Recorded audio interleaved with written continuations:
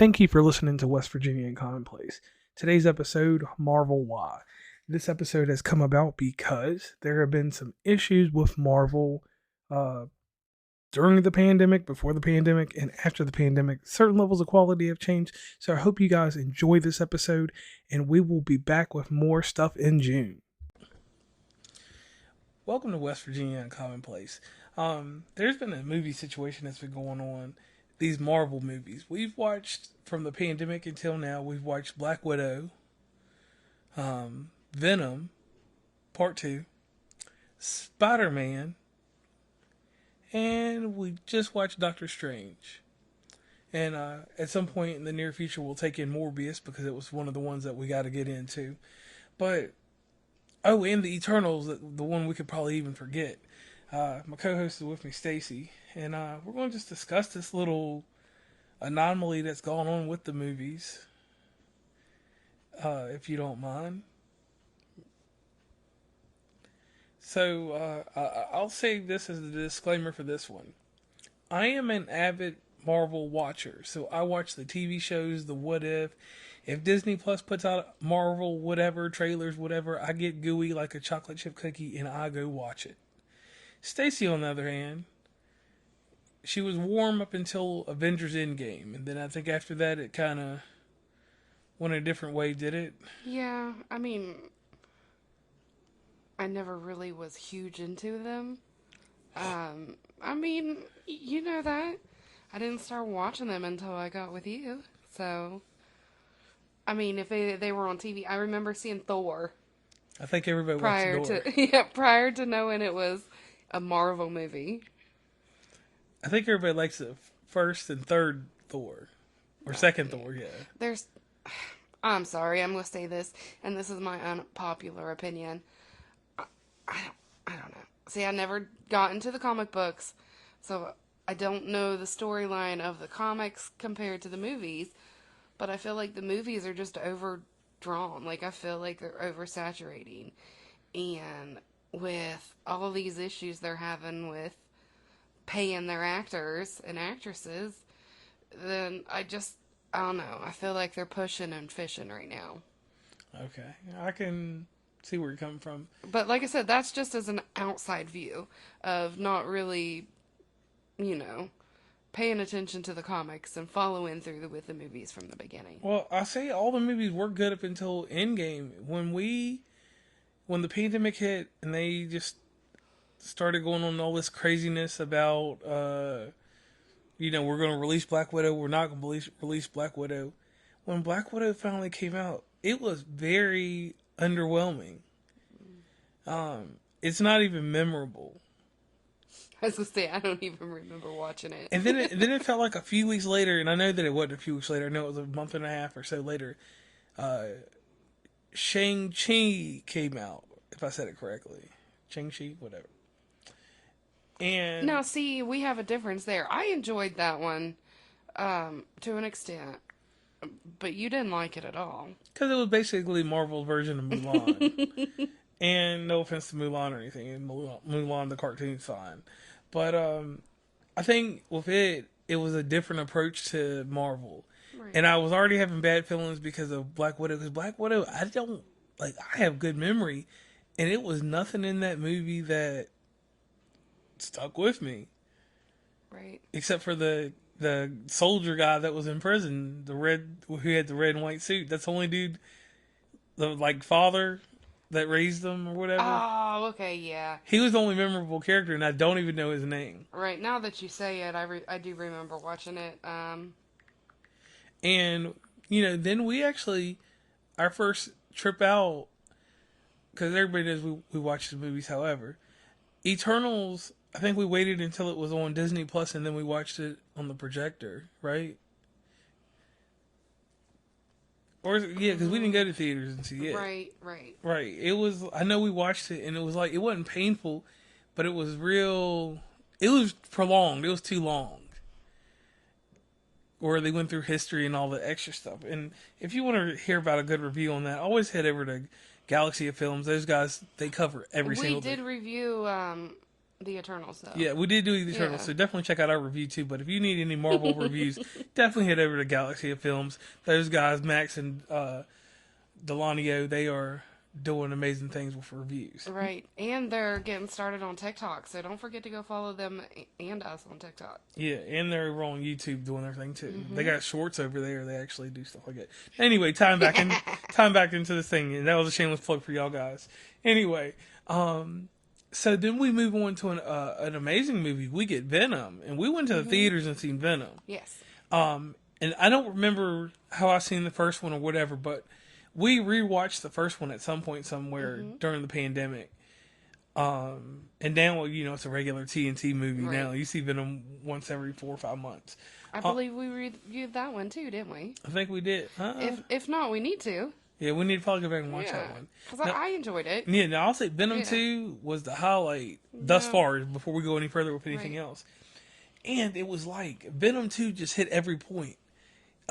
Even at the end, we won't talk about the movie, but we'll just say it ended the way a movie should end when you have two villains, even though a villain's a good guy. Because the one thing that Sony's done with Venom is they made him into a good guy. He's not the character that faces Spider-Man throughout my childhood. Because in my childhood and in comics, he's trying to kill Spider-Man. Ain't no joke on that one. But we do get a teaser that he finds out about him at the end of that. That's one thing I'll just throw in there.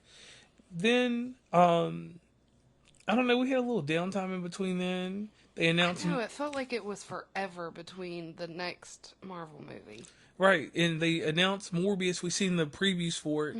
And then the greatest spectacle for me was when the new Spider-Man came out in December. We went to theaters and seen that. We did. And that movie paid homage to all the other Spider-Mans. It was a feel-good send-off for Spider-Man if it doesn't come back the way that it is right now. I'm not going to say anything bad about that because they did so much what they call fan service. Like, they made it to where if you didn't know nothing, it kind of gripped you. Because you got to see villains from different parts and so much Spider-Man history that, to me, it was... And once again, that was a Sony-made Marvel movie, wasn't a Disney-made one. Right. Because, I didn't watch anything about... So we're going to go Spider-Man 1, 2, and 3 of the different people. Not necessarily Spider-Man 1, Spider-Man 2, Spider-Man 3, whatever. But I remember watching the first guy. I didn't watch the second guy. And this is the first Tom Holland movie, Spider-Man movie that I caught. Minus seeing him in Civil War and right, yeah. But his own Spider-Man movie. All right, so you missed the first two. I did. Which, the first one is a fan service with Iron Man. The second one is pretty good. It's got Jake Gyllenhaal in it from Ambulance. He's Mysterio. Definitely a good thing to go back and watch. And then, after that, you got a little bit of time in there. They come out with more stuff on the television end. And the television end is where things start getting a little weird with Marvel, because Marvel's shut down the actual television department, and the MCU movies and television are merging together in formats. You notice that in... Because didn't you say you're going to miss quite a bit if you're not watching the TV shows? Right, and a good tie-in to tell this is, like, for instance, the Netflix shows that had Daredevil, Jessica Jones, and all those. If you watch Spider-Man, Daredevil was the attorney for Spider-Man in the very beginning of that. So that showed where the TV shows are starting to tie in, because that guy hadn't been in no type of Marvel for like 5 or 6 years. And, and then even in Hawkeye, bringing back Kingpin from Daredevil, which is a Spider-Man villain. But either way, so then we move over to Doctor Strange in the multiverse.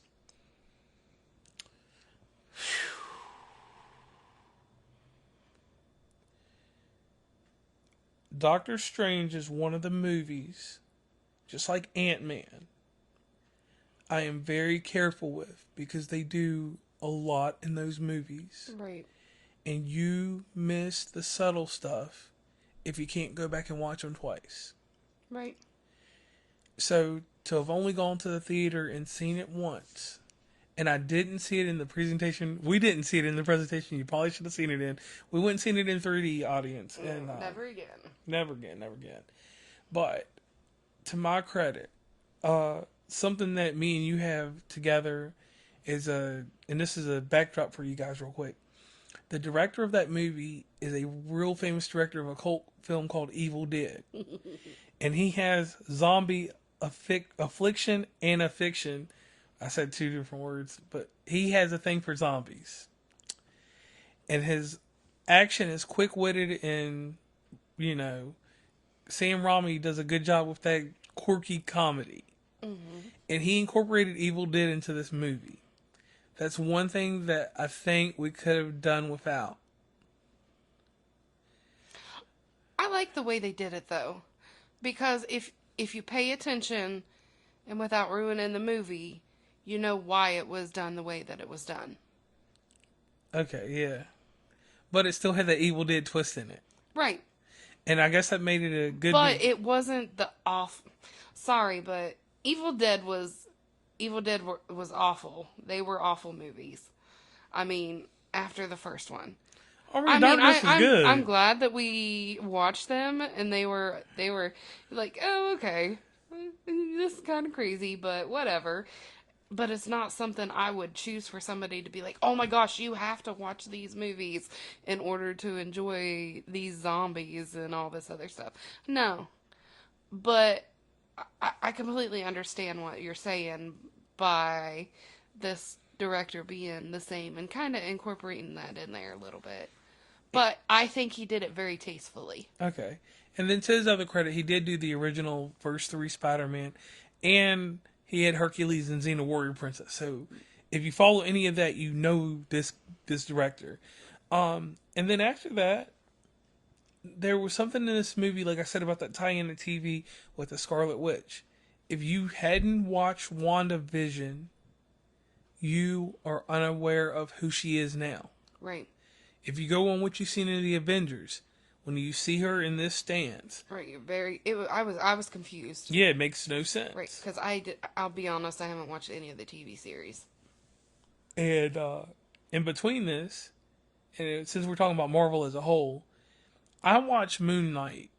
And everybody, you've known since you've known me, even before this even came out, I'm a Moon Knight comic fan. Right. There was a little confusion with that too.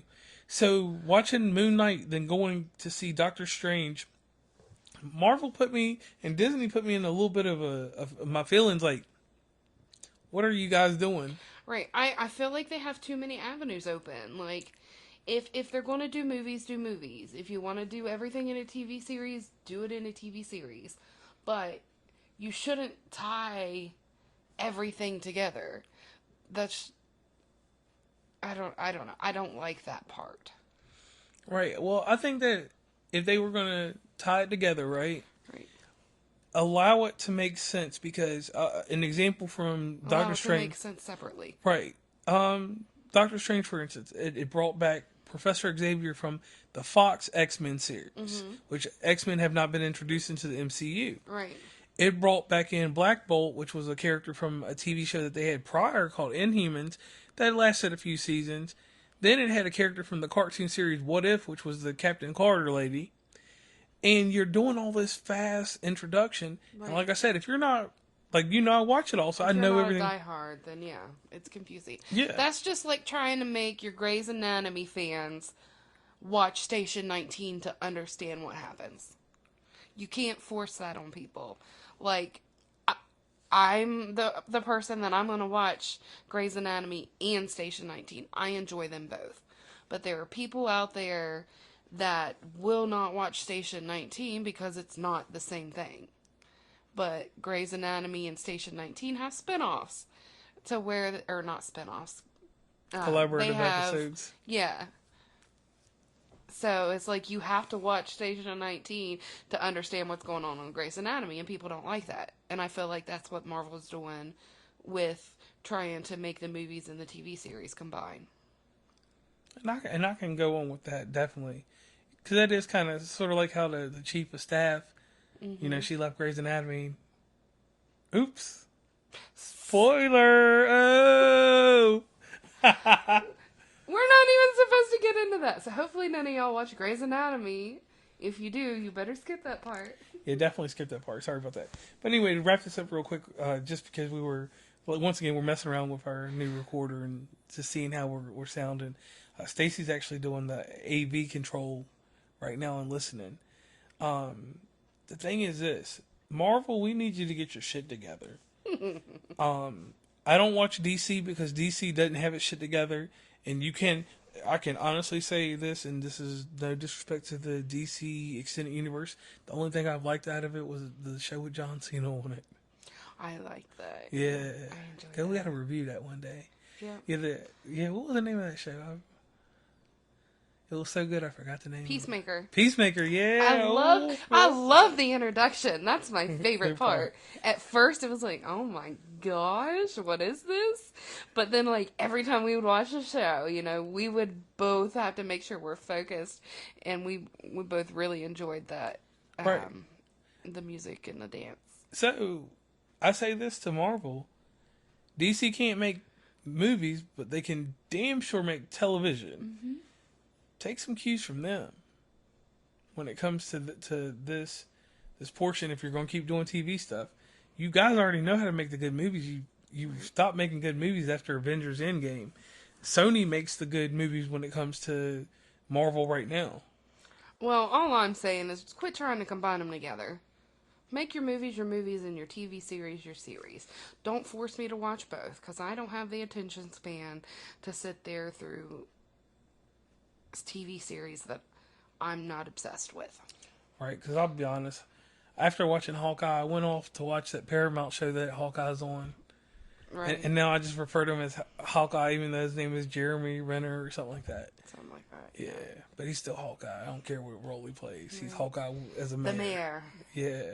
So you see, like, you made characters now to me and actors one-dimensional Marvel.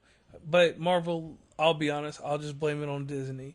Because Disney... Right, ever since Disney took over, it has went down. So maybe that's the issue. Marvel needs to divorce Disney. I don't never see that happening. But I know, but still. Yeah. So... I said what I said. Either way, guys, thank you for listening to West Virginia and Commonplace. And once again, you're going to get these off-the-wall quick episodes. And we hope you like them.